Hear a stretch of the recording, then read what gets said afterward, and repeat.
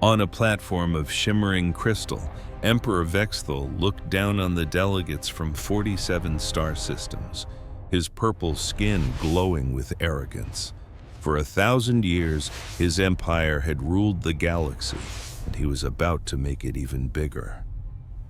"Citizens," his voice echoed, "our scouts have found a primitive species on the third rock from a yellow sun.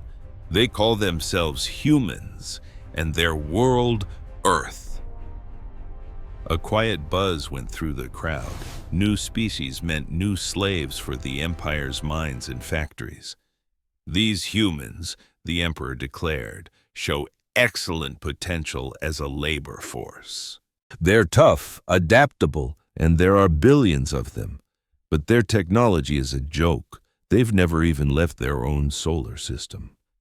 By Imperial Decree 2847, I'm classifying humanity as a labor species. They will serve us."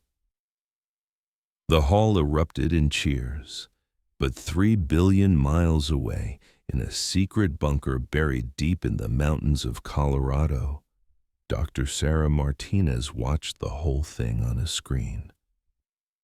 "They think we're primitive," she whispered to her partner, Dr. James Park. "This is perfect." You see, for 50 years, Earth's leaders knew we weren't alone. They first heard alien signals on old radio telescopes way back in 1975. But instead of saying hello, the world's governments made a secret agreement: pretend to be weak and get ready for a fight. In 1980, they created the Solar Defense Corps, telling everyone it was just for space exploration. In reality, it was Earth's secret army, built for this very day. Using technology from crashed alien ships and a lot of human ingenuity, they had secretly built the most powerful fleet the galaxy had ever seen. Admiral Sarah Chen was near Jupiter reviewing fleet positions when the alert came in. At 45, her entire life had been a training exercise for this moment. The message gave her chills. Code Black. Humanity has been classified as slaves. Defend our home. Chen immediately activated the emergency plan. All across the solar system, hidden bases roared to life. Secret factories in the asteroid belt kicked into high gear. Hidden cannons on Mars began to power up. The secret fleet of 800 warships got their orders: form a defensive shield around Earth. 3 days later, the first alien collection fleet showed up. Commander Zier was in charge of 50 gigantic transport ships, each built to haul millions of slaves. His escort of 20 warships was considered way more than he'd need to deal with a bunch of backwater primitives. "Beginning our approach to Planet 3, Zier radioed back to his bosses. "No sign of any real defenses. This is going to be the easiest job of my career." As the alien ships soared toward Earth, they passed what looked like a bunch of space junk and tiny asteroids. Their sensors didn't flag a thing. They had no idea those weren't rocks. Tucked inside that field, using advanced stealth technology, were the human ships waiting. "All units, this is Phoenix Command." Admiral Chen's voice came over the comms, cool and steady. "The enemy has entered our territory with hostile intent. You are cleared to fire at will." The result was instant and absolutely brutal. The asteroids suddenly lit up, revealing they were heavily armed warships. The stealth tech that hid them was a human invention, something the galaxy didn't even know was possible. Commander Zaar barely had time to scream into his radio before his flagship was vaporized. The human weapons cut through the alien shields like they were tissue paper. The alien fleet, designed to fight other galactic powers, stood no chance. In just 17 minutes, it was over. The entire alien fleet, 70 ships, was now just a cloud of glowing scrap metal orbiting our planet. And the humans? We didn't lose a single ship. Admiral Chen then opened a channel to the entire galaxy. Her message was simple. "This is Admiral Sarah Chen of the Terran Solar Defense Corps," she said, her voice unshakable. "The Zephyrian Empire attempted to enslave our people. Their fleet has been eliminated. We are now broadcasting the full battle recording for everyone to see." Showed human ships moving with impossible grace, firing weapons that shredded the Empire's best ships. But the real shock was how the humans fought, with a deadly, coordinated precision that no one in the galaxy had ever seen before. "To the Zephyrian Empire and its allies," Chen finished, "humanity rejects your classification. We are not your slaves. We answer to no one. Any further aggression against our home will be met with your complete and total destruction." The message cut out, leaving the coordinates to the wreckage field as an invitation for anyone who doubted her. Back on the Zephyrian homeworld, Emperor Vexthul stared at the broadcast, his face a mask of fury and disbelief. No primitive species had ever dared to fight back, let alone win so decisively. No one had ever wiped out an Imperial fleet without suffering heavy losses. "Impossible!" he shrieked, replaying the battle footage for the 10th time. 70 ships cannot be destroyed by primitives who can barely get off their own planet." His advisors were silent. The evidence was right there, but it made no sense. The human technology seemed to come from the future, and their tactics were from another dimension. General Corvan, the Empire's top military commander, finally spoke. "Your Majesty, perhaps we should rethink our strategy with this species. They appear to be far more capable than we anticipated." "Rethink?" Vexthul's voice cracked. "The Empire does not rethink its plans for slaves. We do not back down from primitives. Mobilize the Grand Fleet. I want every single warship we have on a direct course for this Earth. We will burn them from their own sky and make them an example that will terrify the galaxy for the next 1,000 years." But while the Emperor was having a meltdown, Admiral Chen was already planning her next move. For decades, our secret recon teams had mapped every Zephyrian planet and military outpost. If the Empire wanted a war, humanity was about to give them one they'd never forget. The era of peace was over. And it was not going to end the way Emperor Vexthul imagined. The grand fleet of the Zephyrian Empire was the most powerful military force the galaxy had ever seen. 12,000 warships from all across the Empire gathered near Proxima Centauri. There were ships from the Crystalline Collective, the Hive Mind Worlds, the Aquatic Federation, and even the most advanced AI battle drones from the Robotic Assembly. Emperor Vexthul stood on the bridge of his flagship, the Eternal Dominion, watching his armada prepare for the jump to Earth. "Each of these ships is a testament to centuries of our power. This army could conquer 100 worlds," General Corvan said with pride. "No primitive species could possibly stand against it." The Emperor just smiled, completely confident. "We won't just defeat them. We will erase their memory from the galaxy, so that no one ever thinks of defying us again." But Vexthul had no clue that his every move was being tracked by tiny human recon ships. These little spies, no bigger than a modern jet, were using next-level stealth to watch the enemy's every move. Back on our moon base, Dr. Marcus Webb was going over the data.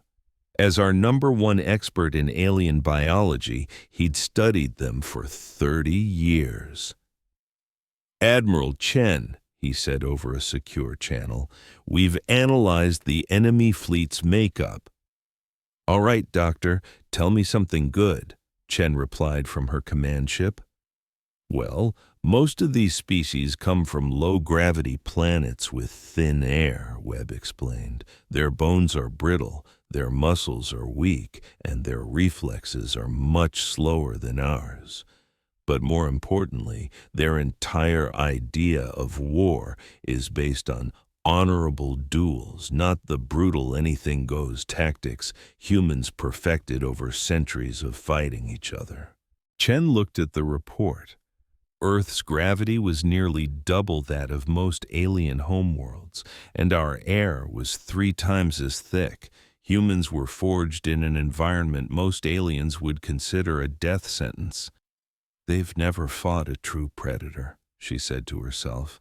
"They don't know what we are."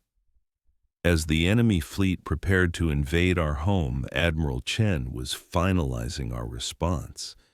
It was called Operation Hellstorm. And it wasn't a defensive strategy. We were taking the fight to them.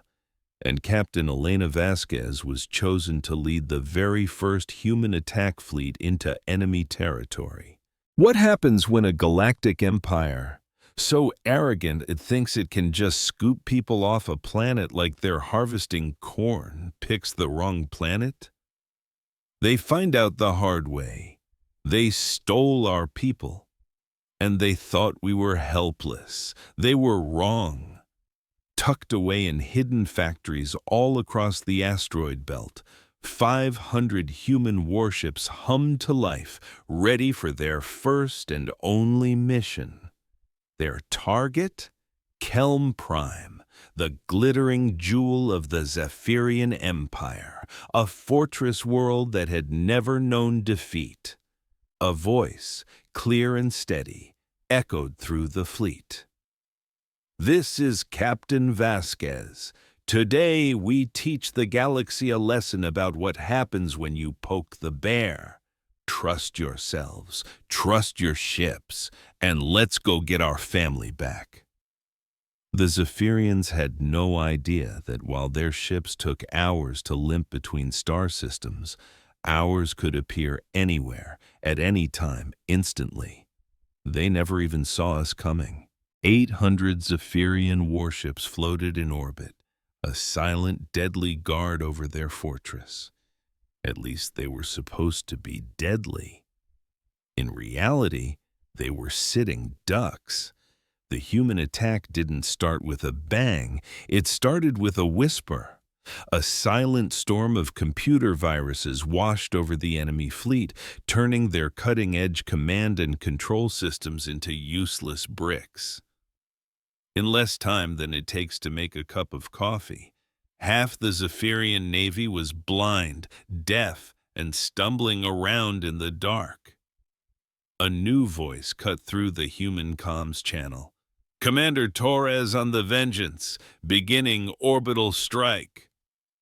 Huge slugs of metal, accelerated to a terrifying speed, began to fall from the sky, hitting military targets with a force that shook the planet to its core. But it wasn't just the raw power that sent a chill down the spine of anyone watching.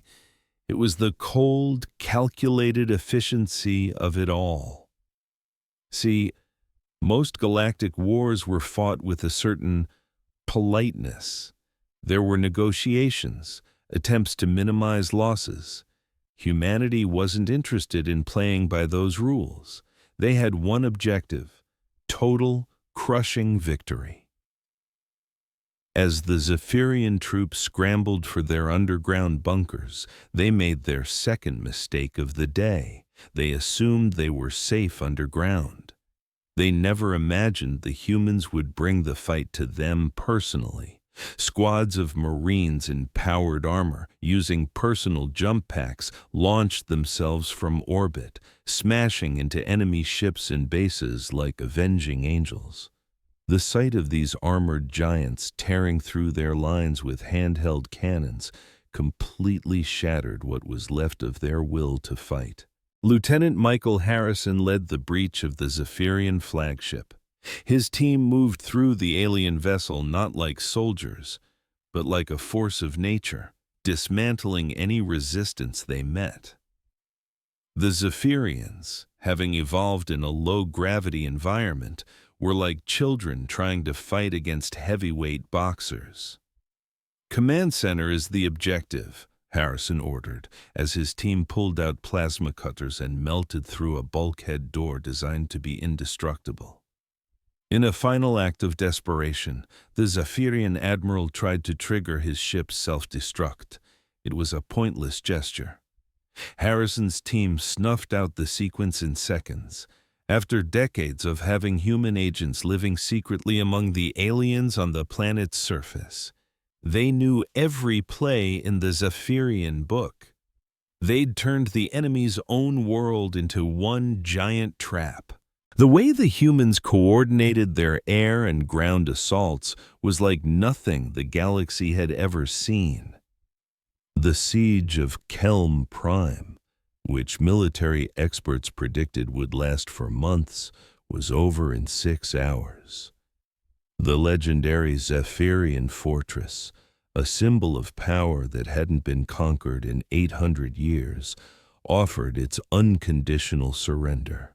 Captain Vasquez stood on the bridge of the captured command center, her voice impossibly calm as she spoke to the surviving alien officers. "You have 2 choices," she said, her message broadcast on an open channel for the entire galaxy to hear. "Return every human you took from our world and end your slavery operations forever, or stand by and watch as we systematically burn your empire to ash."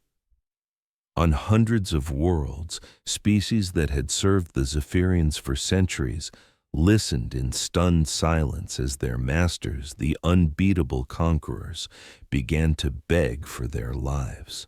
General Tekvar, the Zephyrian commander of the conquered fortress, could hardly speak. His entire view of the universe had been turned upside down in a single afternoon. "How?" he stammered. "How is any of this possible? You're a primitive species. You have no empire. Your technology is supposed to be centuries behind ours." "Oh, our technology isn't behind," Vasquez corrected him, her voice like ice. "It's just different. We didn't design it for comfort or exploration. We designed it for one thing: war. We built it to win." Miles away, the news of the impossible defeat finally reached Emperor Vexthal as his own grand fleet was preparing to jump to Earth. The report sounded like a fever dream. Kelm Prime, defended by his finest commanders, had fallen. "This is a deception, some kind of elaborate trick," the Emperor roared. But none of his advisors could find any flaw in the mountains of data flooding in. General Corvin watched the battle recordings, a cold fear gripping him. "Your Majesty," he said carefully, "these humans, their way of fighting is utterly alien to us. They offer no quarter, they accept no compromise, and they use strategies that our classic doctrines are powerless against." "Then we will abandon classic doctrines," Vexthal screamed. "Send a message to every allied species. We will gather a fleet so massive it will blot out their sun. We will crush these insects with sheer numbers and show them what true power looks like." But as the Emperor sent out his frantic calls for help, he was completely oblivious that humanity was already launching the next part of their plan. While the rest of the galaxy was still trying to process the shocking news from Kelm Prime, human infiltration cells planted years in advance were moving into position to strike at the very heart of the Zephyrian Empire. The war the aliens had so carelessly started was about to become a nightmare they couldn't even imagine. Humanity had shown the galaxy its claws, but it was about to reveal its teeth. Admiral Chen reviewed Captain Vasquez's final report, her face a mask of cold resolve. "Phase 1 is a success," she stated to the Solar Defense Command. "Begin Phase 2. It's time to show them what a human liberation looks like." General David Park stood before a giant holographic map of the galaxy as 47 red dots flared to life across a dozen different star systems, each one marking a key Zephyrian military asset. Each of those crimson points was a target, scheduled to be hit in a perfectly synchronized strike, the largest and most complex military operation in galactic history. "Operation Liberation Protocol is a go," he announced to the assembled commanders.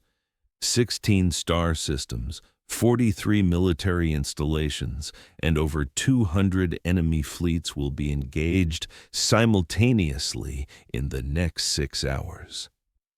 What the galaxy didn't understand was that humanity had been preparing for this day for 50 years. The aliens saw a few shocking but isolated victories. What they were actually seeing were the opening moves of a grand strategy so complete, so ruthless, and so devastating that no one else in the universe could have even conceived of it. Admiral Chen's voice was broadcast to every human ship in the void. "All task forces, this is Phoenix Command. Execute Liberation Protocol. Give them a lesson in systematic warfare." And just like that, across thousands of light years, the trap was sprung. Human fleets materialized out of thin air, massive ships that had been disguised as dormant asteroids for years, powered up right next to major Zephyrian worlds. Stealth vessels that had been silently mapping enemy networks for decades began broadcasting override codes, shutting down planetary defenses from the inside. Captain Rodriguez led the assault on the Tri-Hegemony, a powerful species that had profited from Zephyrian slavery for ages. The Hegemony's magnificent crystalline cities were thought to be untouchable, protected for 1,000 years by energy shields that no known weapon could penetrate. "Firing on shield generators," Rodriguez reported calmly, as his ships unleashed a weapon nobody had ever seen before. Instead of trying to batter their way through the shields, these torpedoes were designed to feed them, overloading them with an unimaginable surge of raw energy. The crystalline defenders watched in absolute horror as their perfect, impenetrable defenses didn't just fail. They turned on them. The energy feedback created a resonance wave that vibrated through the cities, shattering the very crystal they were built from. "It's impossible," whispered the High Crystar Veltar as his capital city dissolved into a cloud of glittering dust. "Our defenses were mathematically perfect. No force could have broken them." From the bridge of the now defenseless Crystal Palace, Major Sarah Kim's voice came over the comm. "Your math was fine," she replied. "You just brought it to the wrong kind of fight."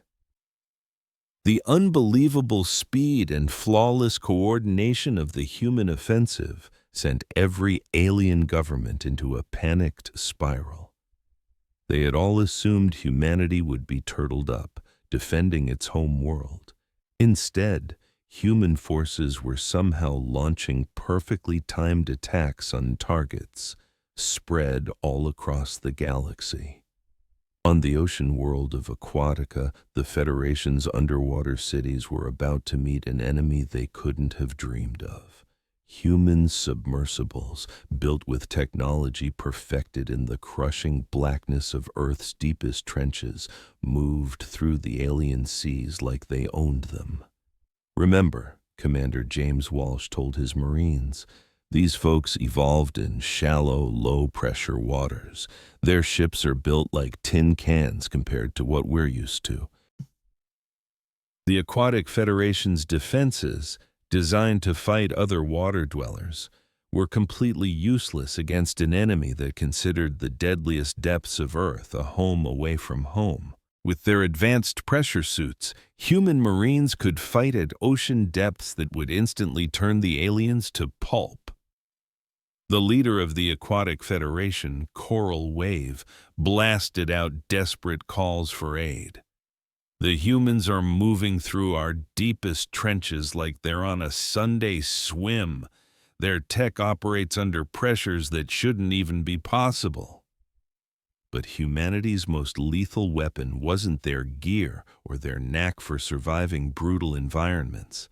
It was their mastery of psychological warfare and, more importantly, their readiness to arm the millions of souls the Zephyrians had crushed under their heel for ages. A genius strategist, Dr. Amanda Foster, had spent her entire life perfecting the art of what she called liberation tactics. So instead of rolling in with battleships and bombers, the human fleets did the last thing anyone saw coming. They began broadcasting the Zephyrian Empire's darkest secrets to every single slave planet, and that they dropped easy-to-build weapon blueprints right into the hands of local resistance fighters. The admiral in charge put it plainly to her staff, "You don't bring down an empire by destroying its ships. You bring it down by showing its people they no longer have to be afraid." On a bleak mining world named Copper Home, generations of workers had toiled for Zephyrian masters for 300 long years. They'd never known freedom, never even considered that fighting back was an option. Then, human ships filled the sky, not with cannons blazing, but with a message of hope. "This is Captain Lisa Martinez," her voice echoed across the planet. "The Zephyrian Empire's claim on this world and its people is a lie." "You are free," she announced, "and you have the right to decide your own fate. We are sending you everything you'll need, weapon designs, tactical plans. Now, stand up and take back what is yours."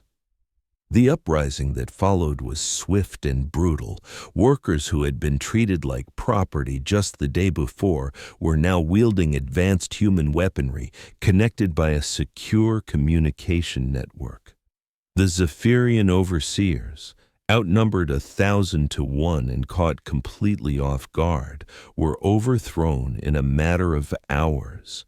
And this wasn't just happening on Copper Home. It was erupting on dozens of worlds, all at the exact same time. The Zephyrian Empire, a colossal power that ruled with an iron fist, was suddenly being eaten alive from the inside out, everywhere at once. From his grand palace, Emperor Vexthul could only watch as his empire went up in flames. Every new update was a fresh horror. Entire fleets annihilated, star fortresses overrun, whole systems rising up in rebellion. It was impossible. How are these primitive creatures launching coordinated strikes across the entire galaxy? He screamed at his trembling advisors. How do they have ships in locations that should have taken them a century to reach? General Corvan, his eyes glued to the battle maps, finally pieced together the horrifying reality. "Your Majesty," he said, his voice shaking, "they aren't primitives. They've been observing us for decades. They know every single one of our secrets. This has all been part of their plan from the very beginning." Vexthul smashed his fist on the arm of his throne. "That's absurd!" Our sensors would have detected them, Vexthol bellowed. Korvan just shook his head. Not if their ships were engineered specifically to be invisible to our sensors. Every single engagement plays out the same way. They know our moves before we make them. They've studied our military doctrine, our psychology, even our technology, and they have developed the perfect counter to all of it. But the most unnerving piece of the puzzle came from their intercepted communications. Other races would debate, form councils, and argue before making a move. The humans? Their entire plan was clearly laid out from the start.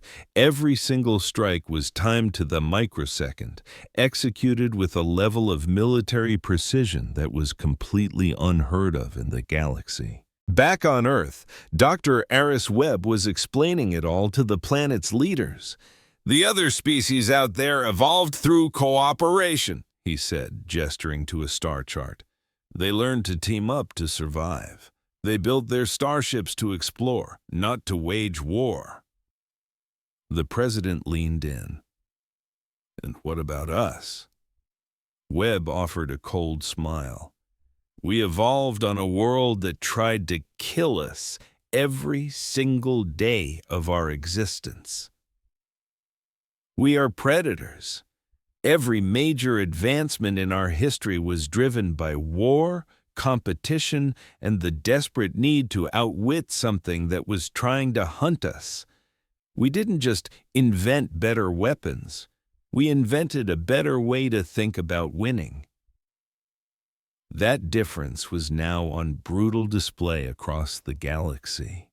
While the alien empires fought by a rigid code of ancient honorable rules, humans saw every battle as a problem to be solved with devastating efficiency. The robotic assembly, a civilization of hyper-advanced AIs, had been confident that their flawless logic could outmaneuver any biological creature.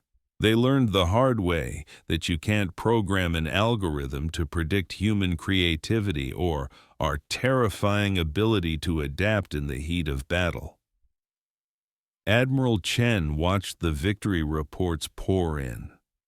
"The trial hegemony has surrendered," Captain Rodriguez announced.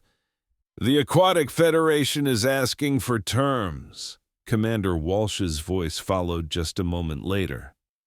"Copper Home and 17 other mining colonies are now controlled by their own people," Captain Martinez confirmed. In less than 24 hours, the untouchable Zephyrian Empire had lost a third of its territory and half its military forces.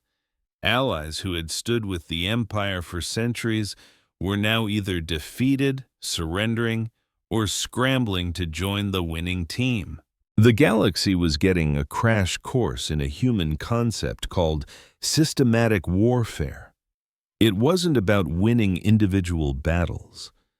It was about identifying every single weakness in your enemy's empire and striking them all simultaneously until the entire structure collapsed. Emperor Vexthul now faced a choice that no ruler in his long bloodline had ever had to consider.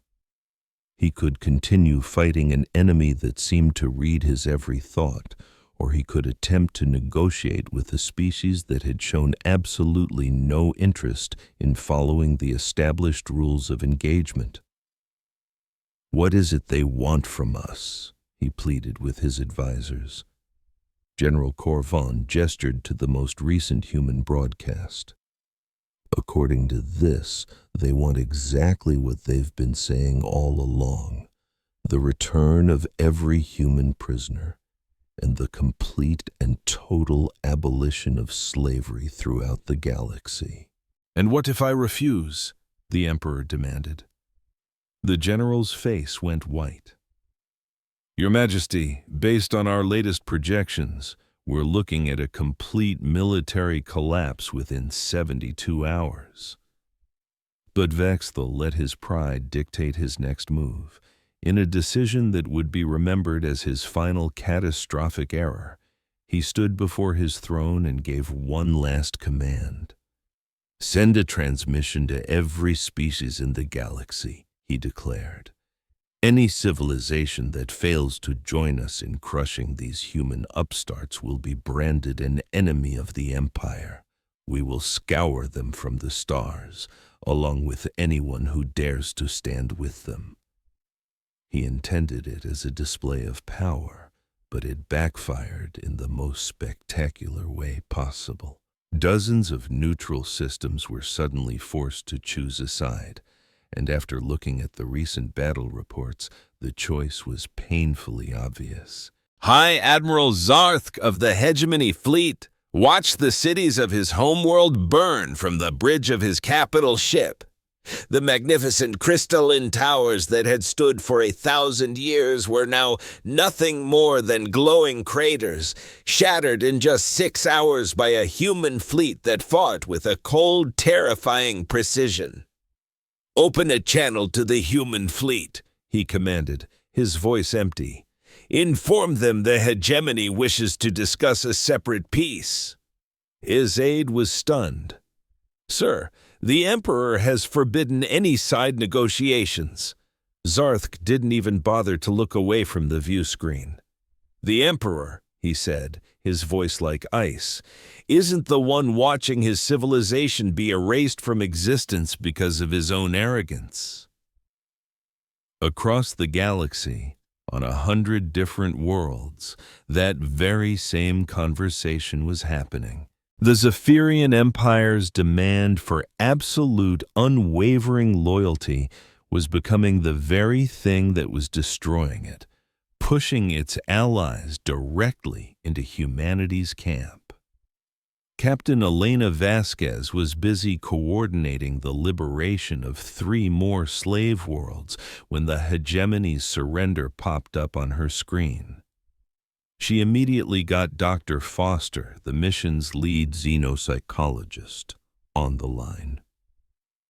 "We're getting surrender pings from half the Empire's old allies," she reported. "How do we play this?" Dr. Foster had been studying galactic power dynamics for 30 years. "The move is simple," she replied. "We offer them the one thing the Empire never would: true freedom. We don't conquer them. We don't turn them into puppets. We help them get back on their own feet." In a galaxy that had only ever known domination, the idea was revolutionary.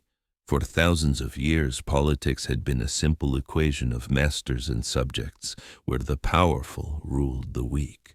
The very notion that different species could exist as genuine equals was something no one had ever taken seriously.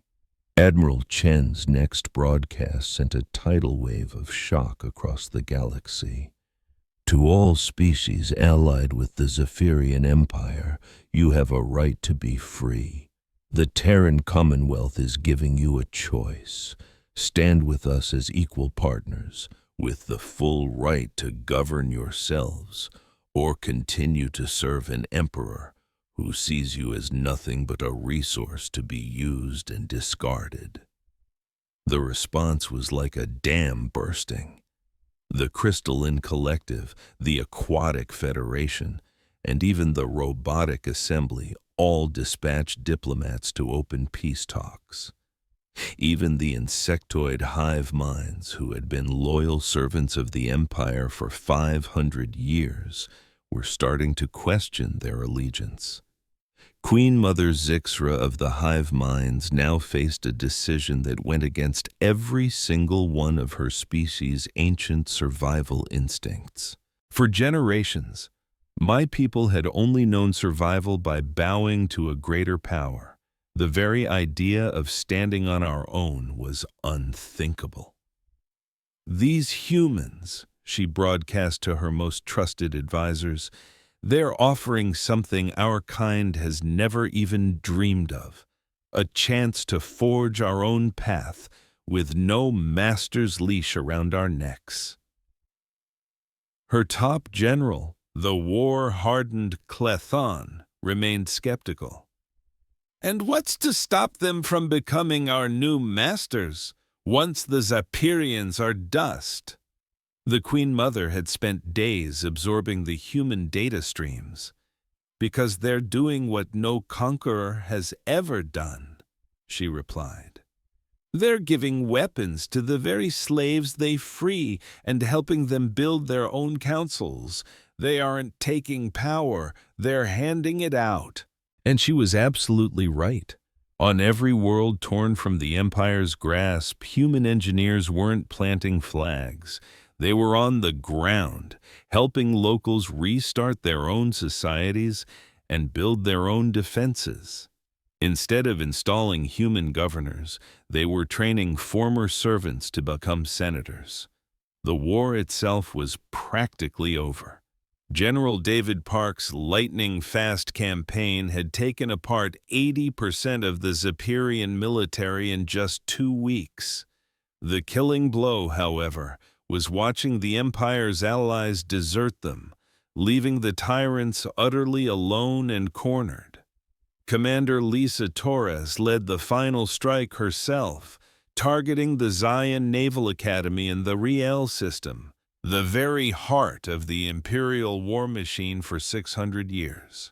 As our warships brought fire down on their military bases, Commander Torres broadcast a message across the galaxy that changed the rules of war. Our quarrel is with the Imperial military, not its people, she declared. All civilian populations are now under our protection. This was our true weapon. While we shattered their armies, we showed their subjects a compassion they had never experienced. Every species they had subjugated was watching, seeing that humans made a clear distinction between a soldier and a citizen. On the ground, Captain Michael Harrison stormed their most celebrated military college. "I want everything," he told his Marines, "every textbook, every piece of technology. We're going to figure out how this empire breathes, and then we're going to suffocate it." What his teams uncovered was a revelation. Our intelligence specialists found every weakness in their training, their battle plans, and their equipment. It was like they had handed us the instruction manual for their own destruction. Dr. Webb stared at the data in disbelief. "They're just bullies," he reported to Admiral Chen. "Their entire military doctrine is to show up with more ships and bigger cannons. They have no strategy for a real fight. They literally have no idea how to adapt." Chen gave a grim nod. "They were built to win with brute force, not intelligence. It's time we taught them a lesson about being smart." This revelation hit the Imperial fleet harder than any plasma torpedo. For 1,000 years, the Zaharian Empire had been the undisputed tyrant of the galaxy. The thought of them being outsmarted was impossible. Back on their home world, a wave of panic washed over the public as they watched the news feeds. Their invincible empire was collapsing in real time. "How can this be happening?" Senator Kravex shrieked during an emergency session. "How are a bunch of primitives from a single dirtball planet doing this to us?" General Corvan, the last officer with the courage to speak the truth, corrected him. "They are not primitives," he stated, his voice thick with dread. "They are warriors. They've been preparing for this war for our entire lives." But Emperor Vexthul refused to listen. "Activate the reserve fleets," he bellowed. "Seize civilian freighters. Arm the slave battalions. I don't care what it takes. We will not be defeated by a pack of upstart mammals." That one frantic command revealed the Empire's rotten core. They didn't exist to protect their people. They were willing to sacrifice them all just to cling to power. For their remaining allies, this was the final straw. The Aquatic Federation formally withdrew the moment Vexthul demanded their passenger ships be converted into warships. Our children will not be sacrificed for the ego of one man, declared their leader, Coral Wave. The robotic assembly, always calculating the odds, was next. Probability of imperial victory is now 0.00003%, the hive mind announced. Continued allegiance is illogical. Even their most loyal subjects began to question their allegiance. The crystalline collective, who had served the empire for centuries, could only watch as their planet was ravaged because Vexthal was too arrogant to even consider peace talks. Their leader secretly sent a message to Captain Rodriguez. "For 800 years we have served faithfully," the message read. "Now, all we ask is the chance to live and to govern ourselves." We broadcast that message and Rodriguez's response on every open channel. "The Crystalline Collective will be a free and sovereign member of the Terran Commonwealth," she announced. "You will live by your own laws. We are looking for partners, not subjects." That single conversation became a spark in the dark. Worlds that had been crushed under the Empire's heel for centuries suddenly saw a different future, a future of freedom. In just 24 hours, 43 different civilizations sent envoys asking to join our coalition. The 1,000-year Zaharian Empire wasn't being destroyed by our weapons. It was crumbling because its own people were no longer afraid. Emperor Vexthal felt his power dissolving like sand through his fingers. His military was in ruins, his allies had abandoned him, and his own citizens were on the verge of rebellion. Perhaps we should discuss terms of surrender," his last remaining advisor timidly suggested. Vexthal's reply sealed the fate of his civilization. "The Empire does not surrender to former slaves," he spat. "If we cannot have the galaxy, then no one will." His decision to burn everything to the ground was about to teach humanity a final, terrible lesson. Some tyrants would rather choose utter annihilation than ever admit defeat. The final battle for their home world lasted only 3 hours. Vexthal's last depraved act was to order his own ships to fire weapons of mass destruction on his cities, hoping to deny us a victory by turning his world into a tomb. Admiral Chen's expression turned to granite as the reports came in. "All ships, new orders," he commanded, his voice cutting through the chaos. "Disregard military targets. Your sole priority is to save the civilians. Nothing else matters." Our fleet moved with a speed they never knew they had, positioning themselves between the Imperial warships and the helpless cities below. Captain Elena Vasquez led her fighter squadron in a desperate dive into the planet's atmosphere, engaging enemy bombers directly over the capital. "This is Falcon Leader," Vasquez's voice came over the comms, strained but steady as she dodged anti-air fire. "Bombers are down. The city is secure." Meanwhile, on the surface, our Marines moved through the Imperial Palace like wraiths. We had studied its layout for decades, memorizing every secret tunnel and structural flaw. Lieutenant Colonel Sarah Kim's team was the one to finally breach the throne room doors. The Emperor stood alone among his fallen guards, still posturing as if he held any power. "I am the Emperor of this galaxy," he screamed as our soldiers leveled their rifles. "You have no right to do this." Kim simply stared at him, her expression unreadable.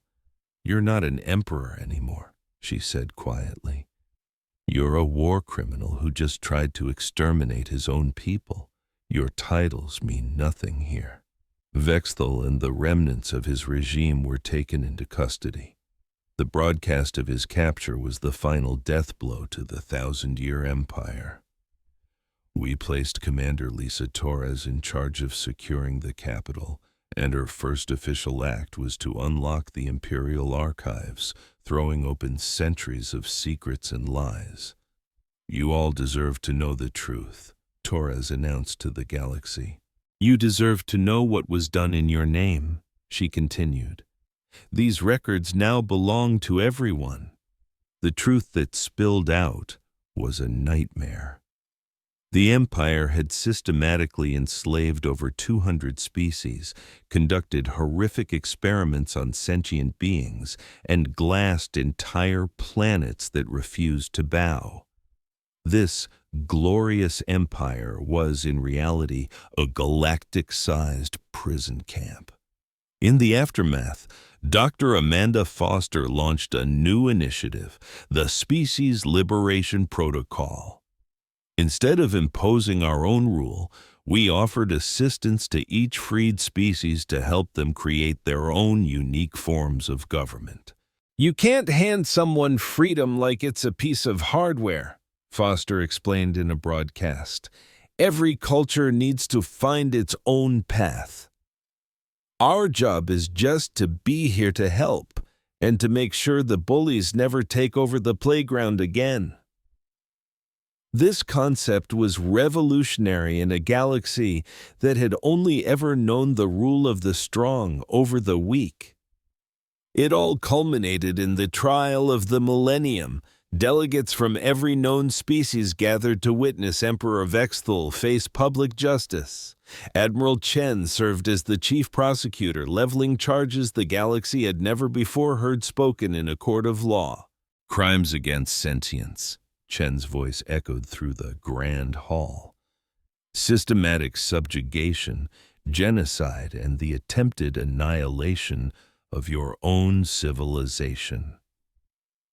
Vexthal's only defense was a pathetic appeal to tradition. "I am the emperor. It was my right," he yelled. "The laws are ancient." Chen's reply cut him down. "They are ancient laws written by masters for masters. They are laws that sorted beings into property and owners. Today, the galaxy chooses a new law." The trial lasted for 2 weeks, as species after species came forward to share their stories of suffering under imperial rule, cementing a universal understanding that things had to change forever. But it was the words of Queen Mother Zixara of the hive minds that sealed his fate. "For 500 years, she testified, her voice heavy with the weight of generations, "my people served an empire that told us we had no other choice. They taught us that only the strong deserved to rule, and our only purpose was to obey. But now we know the truth. They didn't just rule us, they taught us how to build our own cages." After a statement like that, the verdict was practically a formality. Representatives from 87 different species cast the same vote. Emperor Vexthal was guilty. The sentence was death by public broadcast, a message to the entire galaxy that tyranny has a price. Admiral Chen read the judgment, her voice ringing with cold fury. "Emperor Vexthal, you built a kingdom on the disgusting lie that some are born to command and others are born to serve. You treated entire civilizations as your personal property, and when they dared ask for freedom, you answered with fire and death. The galaxy has judged you, and it has found you unworthy of life." The execution was shown on every screen, on every planet. It wasn't just the end of a tyrant, it was the dawn of a new era. One founded on the simple, powerful idea that everyone deserves to choose their own path. In just 3 short years since that first act of defiance, the galaxy had transformed. The Terran Commonwealth was born, growing to include 47 member species, all as equal partners. 33 other civilizations chose to forge their own independent paths, all under the protection of a human promise of freedom. Dr. Foster's liberation plans had worked beyond anyone's wildest dreams. Species who had only known chains were now inventing their own technologies, charting their own stars, and creating governments that truly represented their people. You could feel the difference everywhere, but especially on New Geneva Station, humanity's first great diplomatic outpost.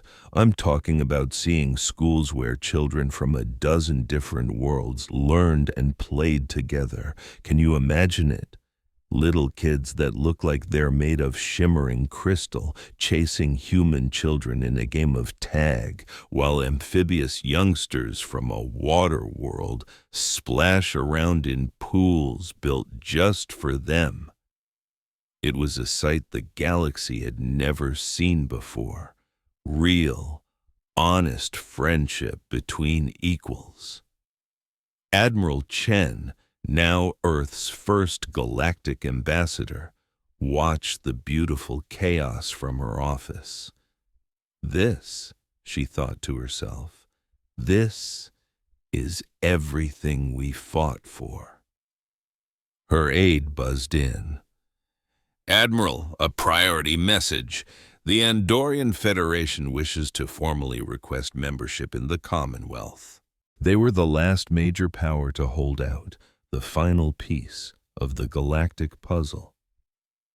A slow, genuine smile spread across Chen's face. Send them our standard agreement, she instructed. Complete self-governance, a mutual defense pact, and an equal seat on the Commonwealth Council. And add a personal note. Remind them that here no one kneels to anyone. But this new reality was about more than just treaties and politics. The very idea of freedom had spread like a spark in dry grass, taking root in worlds that had never known anything but a master's boot. On a dusty mining planet once known as Copper Home, its people had renamed it Freedom's Dawn. The former slaves had built a working democracy from scratch and were already launching their own rockets into space. They were no longer just faceless drones digging for a distant emperor. They were becoming explorers, reaching for their own destiny among the stars. President Ka Thvor, a man who once wore a slave's collar, now proudly led his people. At the very first Galactic Freedom Day festival, he delivered a speech that echoed across the worlds. They told us some were born to rule and others to obey. Humanity showed us that was the single greatest lie ever told. We are all born to be free. Even the military had become something entirely new, a true alliance. Fleets didn't join out of fear. They joined because they believed in partnership and shared protection. Captain Michael Harrison, now Admiral Harrison of the Commonwealth Defense Force, gave his report with a deep sense of pride. No new empire has dared challenge this new order, he informed the Defense Council. Most of the old imperial holdouts have chosen democracy over dictatorship. And the ones who haven't? Admiral Chen prompted. They've learned a hard lesson, Harrison replied, his tone turning serious. The Commonwealth does not tolerate slavery. We've already had to dismantle 3 attempts to rebuild empires. The message is crystal clear. The age of conquest was over. Any attempt to own another thinking being would be met with the combined might of every free species in the galaxy. Dr. Webb, now well into his 70s, spent his retirement chronicling the most incredible revolution in history. In just 3 years, he wrote in his journal, humanity achieved the impossible. They didn't just win a war, they liberated an entire galaxy. The story came full circle back on Earth, in the same underground command center where Dr. Martinez first saw that one horrifying message that classified humanity as nothing more than livestock. That bunker was now a museum, a monument to the moment everything changed. They labeled us as slaves, Chen said, her voice quiet but strong as she addressed dignitaries from across the cosmos. They looked at our world and saw a weak, primitive race, good for little more than manual labor. She let that sink in, her gaze passing over beings who, just years ago, would have been her masters, not her allies. Instead, they gave us our true calling. They showed us we were meant to be liberators. They revealed a galaxy where billions suffered without freedom, without choice, without a single spark of hope. They gave us a choice: become slaves, or fight to tear down their whole rotten system for everyone. A memorial plaque now hung in that room, its simple words translated into hundreds of languages. For all who suffered, for all who fought, for all who are now free. The Zephyrian Empire's biggest mistake wasn't underestimating our technology or our tactics. Their fatal error was underestimating what happens when you tell human beings they are not free, and by doing so, threatening the freedom of everyone. The era of empires was dead. The age of freedom was just getting started.